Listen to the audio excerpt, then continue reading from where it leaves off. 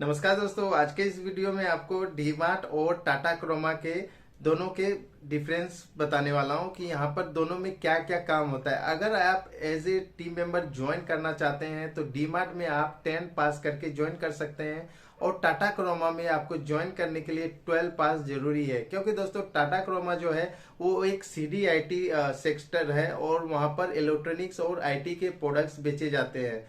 और दूसरी तरफ अगर डीमार्ट की बातें करें तो वो एक वैल्यू फॉर्मेट है। डीमार्ट का अल्टरनेटिव आप रिलायंस रिटेल भी बोल सकते हैं, जो कि रिलायंस रिटेल के अंदर ऑलमोस्ट डीमार्ट की तरह ही प्रोडक्ट सेल की जाती है। ठीक है, तो यहाँ पर आप लोग बेसिकली यही समझ सकते हैं कि टाटा क्रोमा में अगर जाते हैं तो वहां पर इलेक्ट्रॉनिक्स के जो बड़े बड़े प्रोडक्ट होते हैं, काफी कॉस्टली प्रोडक्ट होता है, उनका फुटफॉल कम होता है। यानी कि आप मान लीजिए अगर आप 100 कस्टमर को ही 100 बिल ही बनाए तो आपका 10 लाख का सेल हो जाता है, जहां की आपको डीमार्ट के अंदर 1000 बिल बनाने पड़ेंगे, तब जाके आपका 10 लाख रुपए का रेवेन्यू आएगा। तो दोनों में यही डिफरेंस है कि डीमार्ट जो है वो एक वैल्यू फॉर्मेट है जहां पर डेली नीड्स की सामान बेची जाती है। और अगर दूसरी तरफ बातें करें टाटा क्रोमा में तो वो एक लग्जरी प्रोडक्ट के अंदर आ जाता है, होम अप्लायंसेस आ जाता है, या फिर आप बोल सकते हैं आईटी के प्रोडक्ट्स आ जाते हैं, सेलफोन आ जाते हैं, मोबाइल्स आ जाते हैं। होम अप्लायंसेस के अंदर वॉशिंग मशीन, फ्रिज, एसी, ये सारे चीजें आ जाते हैं जो कि टेक्निकल चीजें हैं। इसके लिए आपका थोड़ा सा एजुकेशन वहां पे ज्यादा डिमांड होता है और आपको वहां पर टेक्निकली फिट होना है और आपको कैटेगरी वाइज आइडिया होना चाहिए। अब आपको एक सेक्शन दे दिया जाता है, सपोज आपको होम अप्लायंसेस का दे दिया तो आपको होम अप्लायंस का ही आपको वहां पर प्रोडक्ट सेल करनी है। तो दोनों में डिफरेंस ये है कि वैल्यू फॉर्मेट में आपको थोड़ा सा ज्यादा वहां पर लेबर करना पड़ता है, जैसे कि डीमार्ट हो गया या फिर रिलायंस रिटेल हो गया। लेकिन अगर आप आईटी सेक्टर में जाते हैं तो वहां पर आपको प्रोडक्ट की नॉलेज लेकर थोड़ा सा टेक्निकल काम होता है, वहां पर प्रोडक्ट सेल करना है।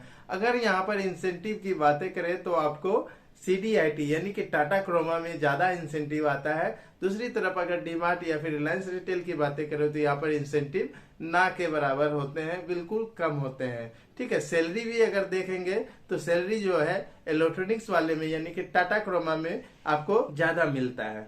और मैं यहाँ पर लॉन्ग टर्म की बातें करूं तो टाटा क्रोमा का लॉन्ग टर्म फ्यूचर बेटर है, क्योंकि टाटा क्रोमा में अगर आप टेक्निकली कुछ सीखते हैं वहां पर तो वो आगे चलकर आपको अच्छा काम आने वाला है और आपका अच्छा खासा वहां पर ग्रोथ मिल जाएगा अगर आप अपने स्किल्स को डेवलप करते रहेंगे। जी हाँ दोस्तों, यहाँ पर एक चीज याद रखिएगा, ग्रोथ हालांकि वैल्यू फॉर्मेट में ज्यादा है क्योंकि वहां पर चैलेंजेस ज्यादा होते हैं। ठीक है, तो जहां पर चैलेंजेस ज्यादा है वहां पर आपका ग्रोथ ज्यादा है एज ए मैनेजर।